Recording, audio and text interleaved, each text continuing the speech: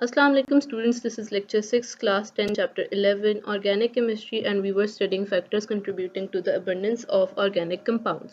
जो पहला टॉपिक है आपकी रीडिंग बुक में दैट इज कैटिनेशन, लेकिन वो मैं प्रीवियस लेक्चर में एक्सप्लेन कर चुकी हूँ, तो उसका लिंक आपको डिस्क्रिप्शन बॉक्स में मिल जाएगा। Starting with we have isomerism. Isomerism एक ऐसा प्रोसेस है जिसमें आइसोमर्स बनते हैं और आइसोमर्स की डेफिनेशन ये गिवन है।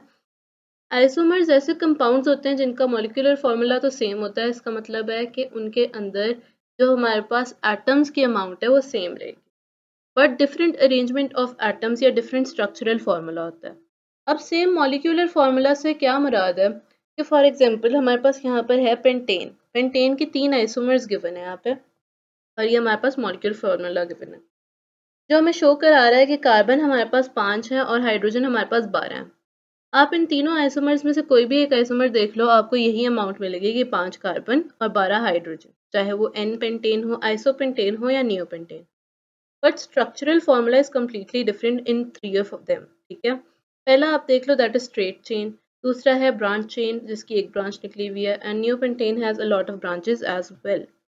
तो आपको ये क्लियर हो गया कि सेम मॉलिक्यूलर फार्मूला था बट डिफरेंट स्ट्रक्चरल फार्मूला है, तो हमारे पास आइसोमर्स बन गए और एक वैरायटी क्रिएट हुई जिससे हमारे पास अमाउंट बढ़ गई, 1 से 3 बन गए। ठीक है, नीचे हमारे पास एक चीज लिखी हुई है, the number of isomers increases with the increase of carbon atoms, जिसका मतलब है कि फॉर एग्जांपल आपके पास एक जगह है पेंटेन और एक जगह है हेक्सेन, तो पेंटेन के नंबर ऑफ आइसोमर्स कम होंगे rather than that of hexane, क्योंकि हेक्सेन में 6 कार्बन है और पेंटेन में 5 कार्बन। तो जितने कार्बन ज्यादा उतने आइसोमर ज्यादा, जितने कार्बन कम उतने आइसोमर्स कम।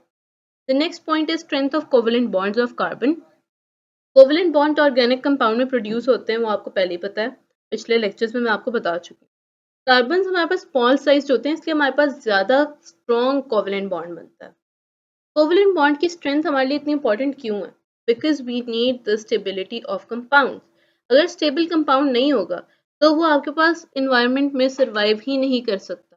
अगर वो सर्वाइव ही नहीं कर सकता तो फिर फायदा है ऐसे कंपाउंड का।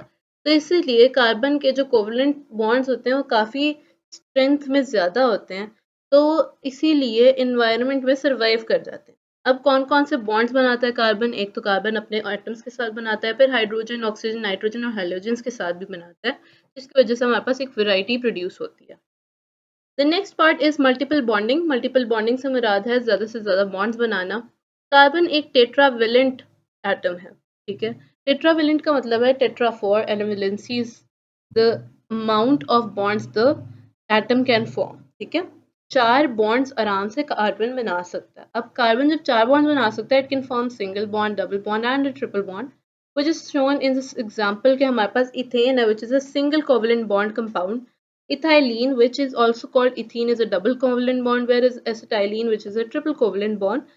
अब ये तीनों कंपाउंड सिर्फ और सिर्फ अपनी बॉन्डिंग की वजह से डिफरेंट वेराइटीज में प्रोड्यूस हुए हैं। ठीक है, इसी वजह से ये हमारे पास रीजन हैं, catenation, isomerism, covalent bond strength, multiple bonding, ये सारे हमारे पास रीजंस हैं जिसकी वजह से हमारे पास ऑर्गेनिक कंपाउंड एक लार्ज अमाउंट में आज प्रोड्यूस हुई हुई है। जैसे मैंने प्रीवियस लेक्चर्स में बताया हुआ है कि 10 मिलियन से ज़्यादा ऑर्गेनिक कंपाउंड्स आपके पास अभी अवेलेबल हैं because of all these factors. I hope ये लेक्चर आपको समझ आया होगा।